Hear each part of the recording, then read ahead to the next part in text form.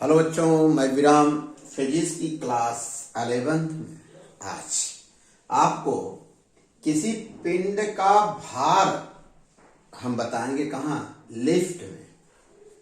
Weight of a body in A lift. जो पिंड का वेट है, भार है, वो लिफ्ट में कितना होगा उस पर चर्चा करेंगे। बहुत ही सरल भाषा में मैं आपको सिखाऊंगा, आप निश्चित रूप से सीखेंगे। प्यारे बच्चों, आइए स्टार्ट करते हैं। स्टार्ट करने से पहले आप लोग वीडियो को लास्ट तक जरूर देखिएगा, आपको समझ में आ जाएगी और आपको बहुत अच्छा लगेगा। ओके बेटा, आइए स्टार्ट करते हैं। जैसा कि आप जानते हो, पृथ्वी प्रत्येक वस्तु को अपने सेंटर की तरफ आकर्षित करती, खींचती है।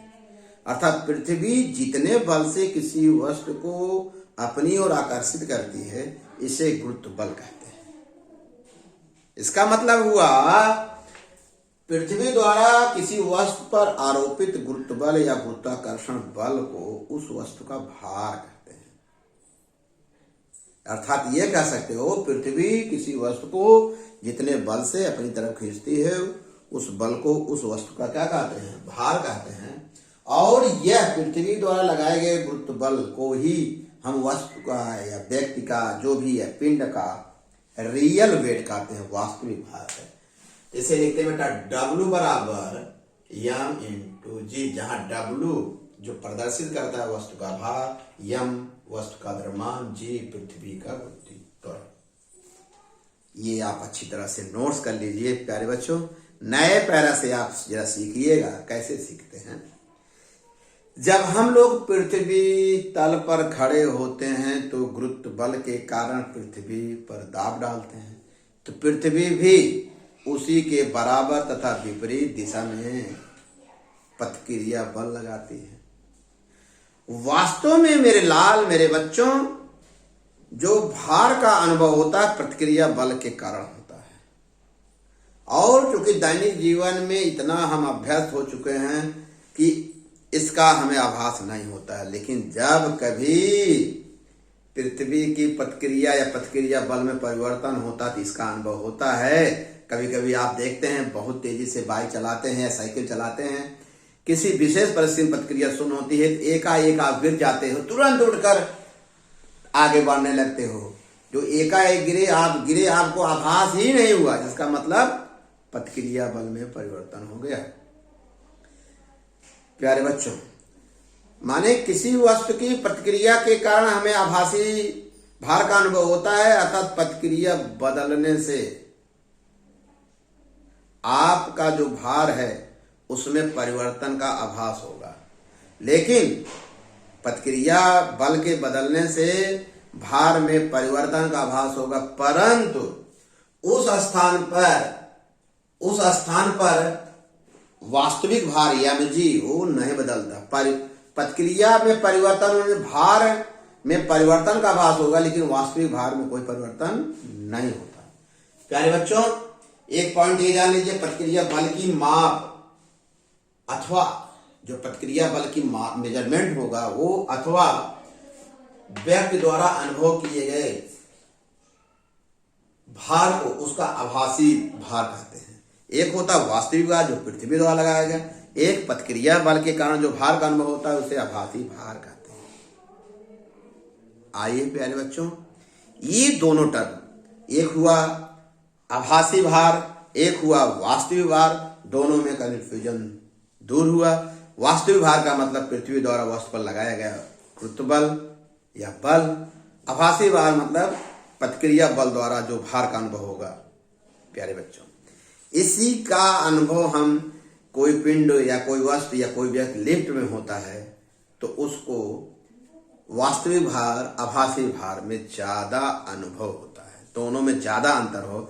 आइए आप लिफ्ट के द्वारा, लिफ्ट में बैठे व्यक्ति या पिंड में जो आभासी भार होगा या प्रतिक्रिया बल के कारण जो भार होगा, उसको भली भांति आपको सिखाते हैं, समझाते हैं। मान लिया एक लिफ्ट है बेटा, इस फिगर देख रहे हो, फिगर अच्छी तरह से बनाना। इस लिफ्ट के भीतर यम द्रव्यमान का एक व्यक्ति बैठा हुआ है और जो लिफ्ट है अभी गतिमान नहीं है, स्थिर अवस्था में है। क्लियर? तो इस व्यक्ति पर दो बल काम करेंगे मेरे लाल।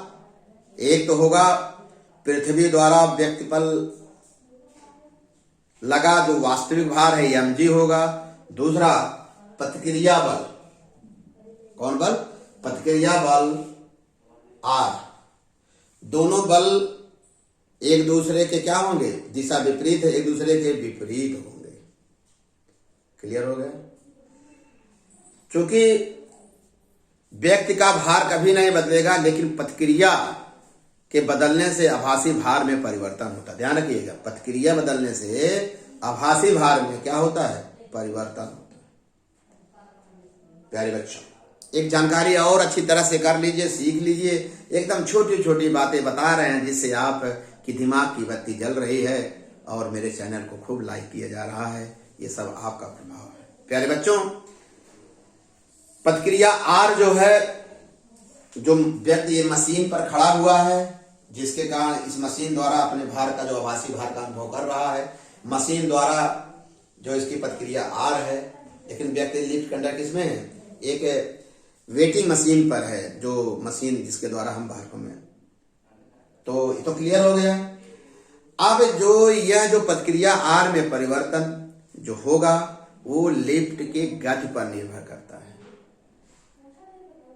जो आर, कैपिटल आर है प्रतिक्रिया जो मशीन द्वारा लगाई जा रही व्यक्ति पर, क्यों? लिफ्ट के अंदर एक वेट करने वाली मशीन है, भार नापने वाली मशीन है। जो प्रतिक्रिया आभासी प्रतिक्रिया कैपिटल आर है वह लिफ्ट के गति पर निर्भर करती है। और लिफ्ट की गतियां निम्न हैं। नंबर 1 क्रमवार जल्दी से। पहले तो देखिएगा, जब लिफ्ट एक समान वेग से ऊपर जा रही है, जब लिफ्ट एक समान वेग से ऊपर जा रही है, जब एक समान वेग से जा रही है तो वेग में कोई परिवर्तन नहीं होगा। जब कोई परिवर्तन नहीं होगा त्वरण 0 होगा। जब त्वरण 0 होगा तो ये भी कह सकते हैं, यह कंडीशन एक के लिए और हो सकता है, यदि लिफ्ट विरामावस्था में हो। यदि लिफ्ट कहाँ हो? एक समान वेग से ऊपर जा रही है या लिफ्ट स्थिर हो, दोनों केस हो सकती है। क्यों? एक समान वेग से ऊपर जा रही है तो वेग में कोई परिवर्तन नहीं होगा। जब वेग परिवर्तन नहीं होगा त्वरण 0 होगा। आइए न्यूटन के नियम से प्यारे बच्चों, लिफ्ट ऊपर गई, सिखा चुके हैं अच्छी तरह से, आपको अच्छी तरह से बता चुके हैं, इसलिए ये बड़ा, इसको बड़ा मानते हैं। ऊपर जा रहे हैं, इसको नीचे। R1 minus mg equal to भाई नेट बल, ऊपर वाला जो प्रतिक्रिया बल R1 है वो बड़ा होगा क्योंकि ऊपर जा रहा है। mg एक कंसेप्ट बता है, दोनों का नेट बल इतना होगा। इस नेट बल से ऊपर जाएगी तो देखिए इसमें त्वरण पैदा ही नहीं हो रहा है, 0 हो जाएगा, इसलिए 0 हो गया। क्यों? एक समान वेग है तो वेग परिवर्तन 0, त्वरण 0 होगा लाला, अर्थात स्थिर अवस्था के लिए भी लागू होगा। यहाँ इस समय देख रहे हैं जो प्रतिक्रिया बल है, व्यक्ति का जो आभासी भार है वह वास्तविक भार के क्या है? बराबर है। यही बेटा W है। यही क्या है? mg क्या है? mg W है। क्लियर हो गया? कहीं सब बहुत बढ़िया समझ में आ रहा है, अच्छी तरह समझ में आ रहा है, बहुत अच्छी तरह से आप समझा रहे हैं। इस तरह के कमेंट्स मेरे पास आते हैं। नंबर 2 बहुत जल्दी से लिखिए बेटा, जब लिफ्ट एक समान त्वरण से ऊपर जा रही हो, जब एक समान त्वरण से ऊपर जा रही है, निश्चित रूप से इन दोनों का जो नेट बल होगा उसकी दिशा किधर होगी? ऊपर। त्वरण की दिशा बेटा ऊपर कर दिए, वही न्यूटन के गति से द्वितीय नियम से। अब इस समय प्रतिक्रिया हम क्या मान लिए? R2। जब एक समान त्वरण से ऊपर जा रही है तो बेटा ये आ गया, R2 minus mg equal to ma होगा। प्यारे बच्चों, R2 बराबर होगा mg प्लस ma। हम इसमें से m कॉमन कर लिए, यहाँ 2 फिजिक्स बताएंगे। चूंकि mg को भार कहते हैं, mg क्या कहते हैं, इसकी फिजिक्स सभी बता रहे हैं, पहले इसको सीखिए। W आप देख रहे हैं जो वास्तविक भार में है इसमें कुछ जुड़ गया, प्लस ma जुड़ गया। इसका मतलब है जब लिफ्ट एक समान त्वरण से ऊपर जाएगी, जो व्यक्ति का आभासी भार है, प्रतिक्रिया बल का मान क्या हो रहा? बढ़ जा रहा है। यहाँ R2 is greater than W। इसका मतलब जब लिफ्ट एक समान वेग त्वरण से ऊपर जाएगी तो व्यक्ति का जो आभासी भार है वो वास्तविक भार से बड़ा हो जाएगा। और बेटा एक कंडीशन और बता दें आपको, ये बहुत अच्छी फिजिक्स बता दें, हो सकता है बुक में आपको ना मिले। क्योंकि यहाँ G प्लस समथिंग हो गया, इसका मतलब कोई वस्तु किसी लिफ्ट के भीतर जाएगी, ध्यान रखिए, वैसे नहीं, वैसे जाएगी तो G का मान ऊपर घटता है, पता है। लेकिन यही पिंड, यही व्यक्ति किसके अंदर है, लिफ्ट में G का प्रभावी मान बढ़ जा रहा है। कोई लड़का समझेगा, सोचेगा कि सर कैसे बढ़ जा रहा है, देखो G प्लस A हो रहा है। क्या हो रहा है, G में प्लस हो गया, माने G का प्रभावी मान क्या हो गया, बढ़ गया, G का मान बढ़ गया। वैसे आमतौर से आप लोग जानते हो, सिखाए, हम ही लोग सिखाए हैं, ऊपर जाने में G का मान घटता है, लेकिन यहाँ लिफ्ट के केस में ऊपर जाने में G का मान क्या हो रहा, बढ़ रहा। ध्यान रखिएगा, इसका यूज हम सिंपल हार्मोनिक मोशन में, अन्य फिजिक्स की घटनाओं में करेंगे, इसलिए याद रखिएगा।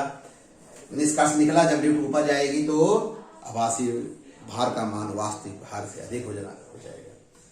तीसरा जल्दी से लिखो मेरे प्यारे बच्चों, जब लिफ्ट, हेडिंग बना के लिखिएगा, अच्छी हेडिंग। जब लिफ्ट एक समान त्वरण से नीचे आ रही है, तब नीचे आएगी तो निश्चित रूप से नेट बल की दिशा इधर हो जाएगी, mg बड़ा हो जाएगा, प्रतिक्रिया r3 हो जाएगी। यहाँ देखिए सब कुछ वही हुआ, यहाँ G का प्रभावी मान घट गया, जबकि हम लोग जानते हैं नीचे आने से G का मान क्या होता है, बढ़ता है। यहाँ क्या हो रहा है, घट रहा है। लेकिन ध्यान रहे, अगर वस्तु कहाँ होगा, किसी बंद बॉडी के भीतर होगी तो G का मान क्या हो रहा है, घटेगा नीचे आने से। अब यहाँ देखिए, यहाँ W माइनस mg हो रहा है, इसका मतलब यहाँ तो भार बढ़ गया था, यहाँ जब लिफ्ट एक समान त्वरण से नीचे आएगी तो व्यक्ति का आभासी भार क्या होगा, घट जाएगा, क्योंकि G का प्रभावी मान क्या हो रहा, घट रहा है।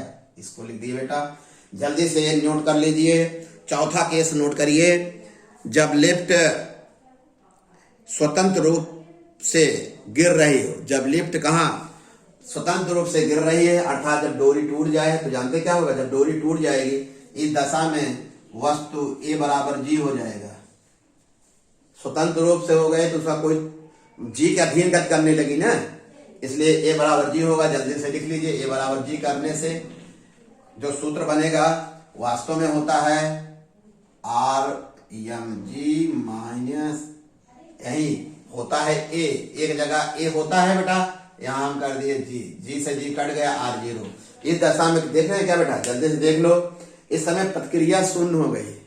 और जान लीजिए बेटा, जब किसी व्यक्ति या यहाँ पर व्यक्ति की प्रतिक्रिया शून्य हुई, व्यक्ति भारहीन हो गया, माने भारहीन, यही भारहीन था। अगर किसी विशेष परिस्थिति में अगर आपकी प्रतिक्रिया 0 हो जाए, जिसके कारण आपका भार, समाज में आपका भार का अनुभव हो रहा है, अगर 0 हो जाएगा बेटा, आप भारहीन हो जाएंगे, अर्थात आप तैरने लगेंगे, कोई वेट नहीं रहेगा। इसलिए जो टारगेट आप बनाए हो वो एक प्रकार की प्रतिक्रिया है कि हमको MBBS डॉक्टर बनना है, IITian बनना है, तो यह एक प्रकार की क्या है, प्रतिक्रिया, ये कभी 0 मत हो, नहीं तो आप कैसे हो जाएंगे, भारहीन।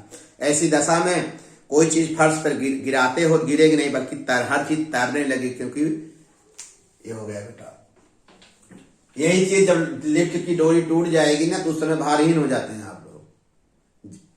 A बराबर G के अधीन गति करने लगते हैं, यहाँ फिगर G के अधीन गति करने लगे, यही भारहीनता का अनुभव है बेटा। यही चीज का अनुभव जब किसी अंतरिक्ष यात्री को होता है, जब वो अंतरिक्ष यान में बैठा रहता है, तो क्योंकि उसमें प्रतिक्रिया उस समय 0। देखते हैं आप, टीवी में देखे होंगे, उसके अंदर जो अंतरिक्ष यान होता है, स्पेस यान होता है, उसमें तैरते रहते हैं, हर चीज उनको लिक्विड के रूप में जाए, क्योंकि G होता ही नहीं, हर चीज तैरती है। ओके बेटा, आइए एक विशेष पॉइंट बताते हैं, बहुत इंपॉर्टेंट है, जल्दी से बता दें आपको। जब A greater than G, A मतलब लिफ्ट का त्वरण ज्यादा हो जाए पृथ्वी के गुरुत्वीय त्वरण से, बहुत ऐसा नहीं होता, लेकिन इसको देख ले, और नीचे आ रही हो, तो देख रहे बेटा, नीचे आ रही थी, mg अधिक हो गई, mg minus R5 equal to में, यहाँ देख रहे हैं G माइनस, तो सही है, लेकिन A का मान अधिक है, A का मान क्या है, अधिक है कंडीशन से। जब A का, अगर मान लीजिए समझाने के लिए ये 10 होगा, 10 कल्पना करिए 9.8 मीटर पर सेकंड स्क्वायर होता है, बड़ा रखने के लिए इसको 10 रखेंगे, 12 रखेंगे, 13 रखेंगे, तो ये वैल्यू नेगेटिव आएगी। जब A का मान बड़ा होगा G से, तो ये वैल्यू कैसी आएगी, नेगेटिव आएगी। जब ऐसी जब नेगेटिव आएगी तो मान लें प्रतिक्रिया नेगेटिव हो गई, अर्थात फर्श जो व्यक्ति प्रतिक्रिया नेगेटिव हो जाएगी तो वस्तु या व्यक्ति फर्श माने नीचे की ओर आ, लेकिन व्यक्ति जाकर छत से टकराएगा।